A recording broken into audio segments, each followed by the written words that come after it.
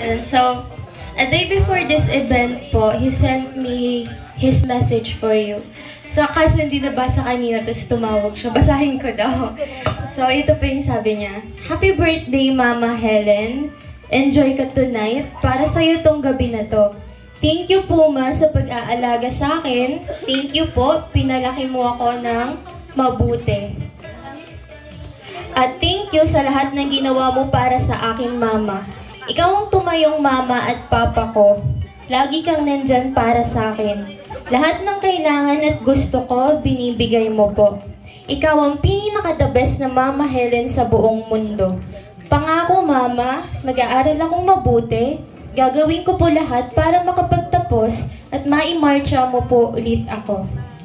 Thank you, Ma. Happy birthday. I wish I was there. Charis. Thank you so much, Mama Helen. Mahal na mahal kita. Ayun po, tita. Thank you, thank you. Ayan.